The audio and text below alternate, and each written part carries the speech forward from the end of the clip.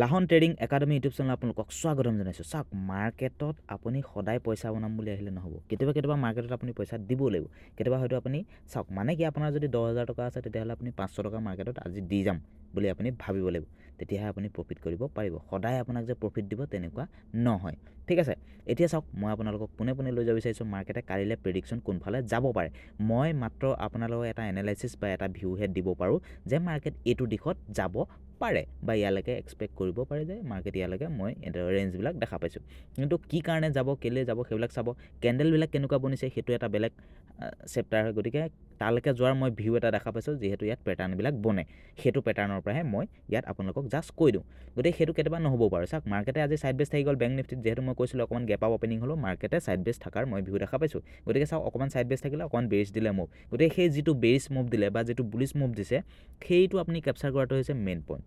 বাকীখিনি আপোনাৰ মাৰ্কেট ক'ত যাব ক'ত নাযাব সেইটো আমি ডিচিশ্যন বা কোনো ক'ব নোৱাৰে, কিন্তু আমি এটা এনালাইচিছ কৰিব পাৰোঁ ইয়াৰ পৰা ইয়ালৈকে যাব পাৰে। কিন্তু মাৰ্কেটে ট্ৰেপ কৰি দিব আপোনাক তাৰ ভিতৰতে, তালৈকে যাব কিন্তু তাৰ ভিতৰতে আপোনাক ট্ৰেপ কৰি দিব, ঠিক আছে। গতিকে সেইকাৰণে অকণমান চাই চিতি ট্ৰেডসমূহ কৰিব। এতিয়া চাওক, মই আপোনালোকক পোনে আজি মই লৈ গৈছোঁ ফিন নিফটিৰ ক্ষেত্ৰত। ফিন নিফটিত যদি আপুনি ট্ৰেড কৰিব বিচাৰে, চাওক এডাল ট্ৰেণ্ড লাইন এনেকৈ ড্ৰ কৰিব। ড্ৰ কৰাৰ পিছত মাৰ্কেটত চাব আপুনি 20,550ৰ ওপৰত মাৰ্কেট নোযোৱালৈকে আপুনি বুলিছ এক্সপেক্ট নকৰিব, আৰু 500ৰ ওপৰত গ'লেও মাৰ্কেটে আকৌ 20,700লৈকেহে মাৰ্কেট বুলিছ এক্সপেক্ট হ'ব পাৰে। আকৌ ইউ টাইপৰ বনাই মাৰ্কেট তালৈকে যাবৰ ভিউ আছে। আৰু চাওক, বেৰিছ হ'লে এডাল ট্ৰেণ্ড লাইন আছে, যিহেতু ট্ৰেণ্ড লাইনডাল ব্ৰেক ডাউন দিলেহে আপুনি বেৰিছ এক্সপেক্ট কৰিব পাৰিব। ফাৰ্ষ্ট টাৰ্গেট আপুনি এক্সপেক্ট কৰিব পাৰিব 20,400, ছেকেণ্ড টাৰ্গেট আপুনি 20,300, তাৰপিছত মাৰ্কেট আপোনাৰ এক্সপেক্ট কৰিব পাৰে 20,160লৈকে আপুনি, তাৰপিছত বেৰিছ বেছিকৈ বেৰিছ এক্সপেক্ট কৰিব পাৰে 20,240 বা 20,150লৈকে বা 100লৈকে মাৰ্কেটত আপুনি বেৰিছ এক্সপেক্ট কৰিব পাৰে। নিফটি 50 আৰু বেংক নিফটিটো মই কম এতিয়া পোনে আপোনালোকক। এতিয়া চাওক, মই পোনে আপোনালোকক লৈ গৈছোঁ বেংক নিফটিত কেনেকুৱা ধৰণে আপুনি পেটাৰ্ণটো বনাবলৈ পাৰে কালিলৈ কেনেকৈ পেটাৰ্ণ বনাব পাৰে। গতিকে সেইটো মই আপোনালোকক দেখুৱাই দিবলৈ চেষ্টা কৰিছোঁ। যিহেতু আজি চাওক, বেংক নিফটিৰ এক্সপেৰিও আছিলে, গতিকে এতিয়া মই 15 মিনিট চাৰ্টত লগাই দেখুৱাই দিছোঁ। চাওক, মাৰ্কেটে আপোনাক মই কৈছিলোঁ ছাইড বেচ মাৰ্কেট থাকিবলৈ হ'ব পাৰে, এইটো ৰেঞ্জৰ ভিতৰত অকণমান চাই চিতি ট্ৰেডসমূহ কৰিব। গতিকে চাওক, মাৰ্কেটে অকণ গেপ আপ অপেনিং দিলে, মই যিহেতু কৈছিলোঁ এইখিনিলৈকে মাৰ্কেট যাব, তাৰপিছত মাৰ্কেট ধাৰামকৈ এৰিব পাৰে বা এইখিনিলৈকে আহিব পাৰে।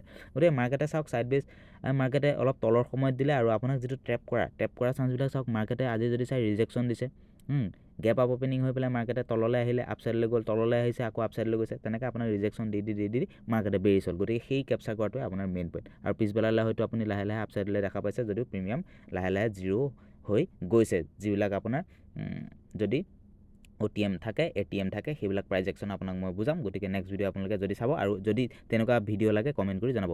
আৰু এটা চাওক, এতিয়া কালিলৈ ট্ৰেড কৰিব বিচাৰিলে এডাল মই ট্ৰেণ্ড লাইন এনেকৈ ড্ৰ কৰিব বিচাৰোঁ।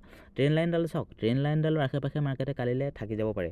আৰু আপুনি আপছাইডলৈ বুলিছ কেতিয়া হ'ব চাওক, 20,600ৰ ওপৰত ভাল কেণ্ডেল বনিলে আপুনি বুলিছ হ'ব পাৰে, যিটো আপোনাৰ 46,000 ওপৰত ভাল কেণ্ডেল বনিলে বেংক নিফটিৰ ক্ষেত্ৰত কৈছোঁ 46,800লৈকে বুলিছ আপুনি এক্সপেক্ট কৰিব পাৰে। কিন্তু 46,000ৰ ওপৰত ভাল কেণ্ডেল বনিব লাগিব। তাৰ পৰা আকৌ মাৰ্কেটে ট্ৰেপ কৰি আপোনাক বেৰিছো এক্সপেক্ট দি দিব পাৰে, যিটো 45,600, 45,400, তাৰপিছত 45,200লৈকে মাৰ্কেট তালৈকেও আহি যাব পাৰে। গতিকে মাৰ্কেট কোনফালে যাব কোনো ক'ব নোৱাৰে। গতিকে বিভিন্ন নিউজ থাকে, FI DIS ডাটাবিলাক চাব লাগিব আপুনি, টেকনিকেল ফাণ্ডামেণ্টেলছ এইবিলাক আপুনি এনালাইচিছ কৰি পেলাইহে আপুনি মাৰ্কেটত দৃষ্টি থাকিব পাৰিব। গতিকে অকণমান চাই চিতি ট্ৰেডসমূহ কৰিব।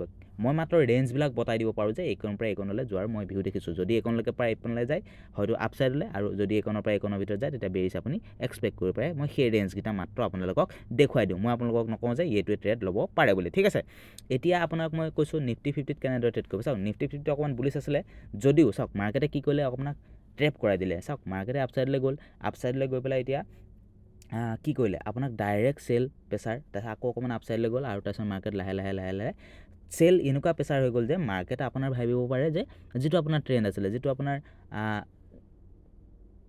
যোৱাকালিৰ যিটো মানে ক্লজিং আছিলে, সেই ক্লজিংটোৰ তলত আহি গ'ল মাৰ্কেট। গতিকে চাওক, 21,850 যিটো এই ৰেঞ্জৰ ভিতৰত মাৰ্কেট আহি গ'ল, আৰু মাৰ্কেট আহি পেলাই ইয়াৰ পৰা আকৌ লাহে আপছাইডলৈ গৈ ক'ত ক্লজ হৈছে চাওক, মাৰ্কেটে এইটো ৰেঞ্জৰ ভিতৰত ক্লজ হৈছে, যিটো আপোনাৰ যদি চাই একদিনৰ আগত যদি আকৌ চাই তাত যিটো ছাপৰ্ট লৈছিলে বা ৰেজিষ্টেঞ্চ বনাইছিলে, বা বহুত সময় বাৰে প্ৰতি আহি মাৰ্কেটে যিটো ক্লজ আপছাইডলৈ যাবলৈ ট্ৰাই কৰি আছিলে, সেইটো ৰেঞ্জৰ ভিতৰত মাৰ্কেটে ক্লজ কৰি দিলে। গতিকে চাওক, কেনেকুৱা এটা পেটাৰ্ণত আপুনি ক্লজ কৰিছে, যদি ভালদৰে চাই অকণমান আপুনি ভিউটো ল'ব পাৰে।